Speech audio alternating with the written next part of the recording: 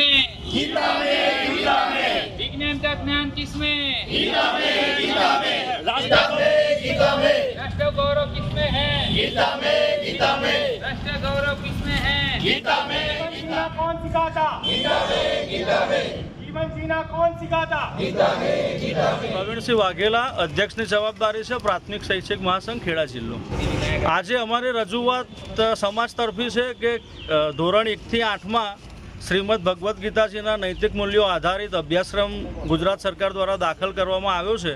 અમારી જાણમાં આવ્યું છે કે કેટલાક તત્વો દ્વારા આ અભ્યાસક્રમનો વિરોધ કરવામાં આવી રહ્યો છે, જેથી અમે સરકારશ્રી સુધી સમાજ દ્વારા મેસેજ પહોંચાડવા માગીએ છીએ કે શ્રીમદ ભગવદ્ ગીતા એ કોઈ ધર્મ નથી, એ કોઈ બીજું શાસ્ત્ર નથી, એ આપણે પ્રાચીન પરંપરાઓ, પ્રાચીન સાંસ્કૃતિક વારસો અને નીતિ મૂલ્યો કેવી રીતે જીવવું એ બતાવતું એક સરસ મજાનું શાસ્ત્ર છે અને એના આધારિત એક પાઠ્યપુસ્તક સરકારશ્રી દ્વારા રજૂ કરવામાં આવ્યું છે, જેના સમર્થનમાં આજે અમે અહીં 101 શિક્ષકો ભેગા થઈને આવેદનપત્ર આપી રહ્યા છીએ। નામ છે મારું નીરવ કુમારજી ઉપાધ્યાય, રાષ્ટ્રીય શૈક્ષિક મહાસંઘમાં આચાર્ય સમિતિમાં અધ્યક્ષની જવાબદારી છે। અમારો પ્રશ્ન એટલો છે કે સરકારશ્રી દ્વારા ધોરણ 1 થી 8માં ભગવદ્ ગીતાને પુસ્તક તરીકે સરકારશ્રીએ લોન્ચ કર્યું હતું, પરંતુ કેટલાક દેશ વિરોધી તત્વોએ આનો સખત વિરોધ કર્યો છે અને ગીતાને અભ્યાસક્રમમાં આવતા અટકાવી છે।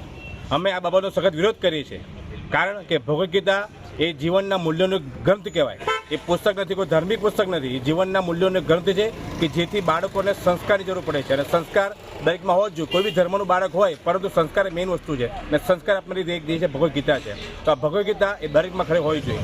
બીજા નંબરમાં એક માધ્યમિક તરીકે મારે કહી શકું કે આ 1 થી 8 માં હોવી જ જોઈએ, પણ સાથે સાથે 9 થી 12માં પણ વિષય તરીકે હોય તો અમારા માટે ઘણી ઉપયોગી નીવડશે। અને આવનારા દિવસોમાં અત્યારે કલ્ચર કેવું થઈ ગયું છે, સાઉથ કલ્ચર થઈ ગયું છે, ખરાબ કલ્ચર, તો કલ્ચરમાં બાળકોને આપણે રાખવા છે, તો એના માટે આપણે ભગવદ્ ગીતા એક વસ્તુ ગ્રંથ એવો છે કે જેથી બાળકો સંસ્કારમાં રહેશે અને સંસ્કાર હશે તો જ આવનારી પેઢી ભારતની ઉજ્જવળ બની રહેશે। मम नाम पन्ना भगिनी, अहम गरोड ग्रामे भाषा शिक्षिका अस्मि।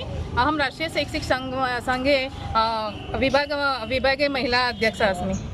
रजूआत अमारी ए छे के संस्कृतमां जे 6 થી 8માં શ્રીમદ ભગવદ્ ગીતાના મૂલ્યોના સિદ્ધાંતો ઉપર જે બુક આ વખતે સરકારશ્રી દ્વારા પ્રસારિત કરવામાં આવી છે અને એનો જે વિરોધ થયો છે એનો અમે સખત વખોડી નાખીએ છીએ, કેમ કે સંસ્કૃત એ આપણી જનની છે, દરેક ભાષાની જનની છે અને સંસ્કૃત એક એવી મૂળ ભાષા છે કે જે આવડે તો બધી જ ભાષાઓ આવડે છે અને આ ભગવદ્ ગીતામાં આખા જીવનનો મૂલ્યોનો સાર આવી ગયો છે અને બાળકોને મૂલ્યલક્ષી શિક્ષણ જે આપણે NIP 2020માં મૂલ્યલક્ષી શિક્ષણને જાણ આપવા માટે કહેવાયું છે, એના માટે જ આ ભગવદ્ ગીતા ખૂબ જ ઉત્તમ અને સારી છે।